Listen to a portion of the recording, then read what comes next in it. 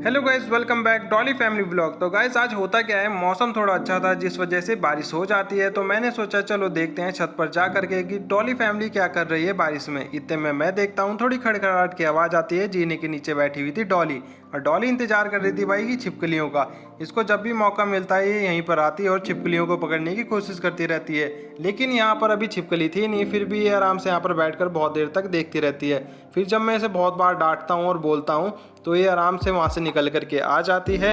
फिर उसके बाद हम लोग अपना उधर देखते हैं कि क्या कर रहे हैं बच्चे लोग। तो जैसे ही मैं उधर जाता हूँ तो देखता हूँ कि भाई चोको ने कब रखा था पूरा खटिया पे कब्जा, और जो भी खटिया पे चढ़ने की कोशिश कर रहा था तो चोको उसे मना कर रही थी और भौंक भी रही थी। फिर उसके बाद ये अपना यहीं पर लेटी रहती है। इतने में डॉली यहाँ पर आती है और भाई ऊपर चढ़ने की कोशिश कर रही थी और ये उसे भौंक देती है और डॉली उसे गिरा देती है। डॉली फिर जैसे तैसे ऊपर चढ़ जाती है और फिर चोको की गर्दन को पकड़ करके दबाने लगती है। चोको अब कुछ कर नहीं पाएगी क्योंकि है वो छोटी सी, पर लड़ाई करने में तो भाई बहुत तेज है। थोड़ी देर बाद डॉली यहाँ से उतर जाती है और आराम से चोको भाई पूरी तरीके से खटिया पर कब्जा कर लेती है। फिर उसके बाद मैं यहाँ पर चोको के साथ थोड़ी देर तक खेलता रहता हूँ। अगर आप भी पेट लवर हो तो आप लोगों ने भी ऐसा गेम जरूर खेला होगा। जब आप अपने पप्पी के साथ अपना हाथ से या ऐसे ही खेल रहे होते हैं तो ऐसे में बहुत ज़्यादा ही मज़ा आता है। जब हम उसको पकड़ने की कोशिश करते हैं या वो हमारी उंगलियों को पकड़ने की कोशिश करती रहती है, इसमें बहुत ज़्यादा ही अच्छा लगता है। तो आप भी जरूर खेलिएगा।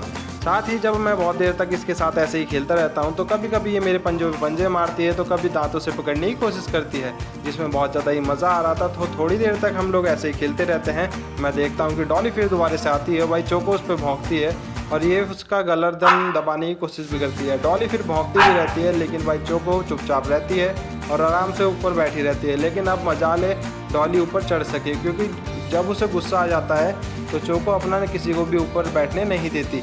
इतने में रुक से मेरा फ़ोन छीनने की कोशिश करती है। भाई जब भी इसे हाथ में कुछ दिखता है तो ये सोचती है मैं उसके साथ खेल रहा होता हूँ। लियो को पता नहीं क्या कुछ दिख जाता है घर के बाहर, जिस वजह से ये उसे भौंकने लगता है और थोड़ी देर तक ये उसे ही देखता रहता है। इतने में होता क्या है, फिर मैं आराम से यहाँ पर बैठ जाता हूँ और देखता हूँ कि डॉली क्या कर रही है। डॉली अब आराम से ऊपर बैठ गई थी और बगल में चोको बैठी हुई थी, ये भी वहीं बाहर देख रहे थे। थोड़ी देर बाद होता क्या है कि रुक्सी को देखता हूँ तो रुक्सी भी बैठी हुई थी और डॉली तो पता नहीं कहाँ है। पर लियो फिर दोबारा से ऊपर चढ़ने की कोशिश कर रहा था लेकिन फिर दोबारा चोको उसे चढ़ने नहीं दे रही थी। वो आराम से वहीं बैठी रहती है और उसके बाद उस पर मुंह भी बना रही थी और काटने की कोशिश भी कर रही थी। थोड़ी देर बाद रुक्सी भी आती है और ऊपर चढ़ने की कोशिश करती है, लेकिन चोको के गुस्से की वजह से कोई भी ऊपर चढ़ नहीं पाता। इसी वजह से वो लोग हार मान के चले जाते हैं। और इतने में मैं देखता हूँ कि बहुत तेज से बारिश शुरू हो जाती है और बहुत देर तक पड़ती रहती है। ये बारिश लगता है आज थोड़ी गर्मी कम होगी, उसके बाद भाई मज़ा आने वाला है। और फिर मैं देखता हूँ कि इन लोगों को तो ये लोग तो भाई यहाँ पर आराम से पड़े हुए हैं, लियो और डॉली तो आराम से पड़े हुए हैं। लेकिन भाई ये रुक्सी और चोको का पता नहीं क्या है कि ये दोबारा से खाट पर चढ़ जाते हैं और उसके बाद भाई इनकी लड़ाई ऐसे ही चलती रहती है।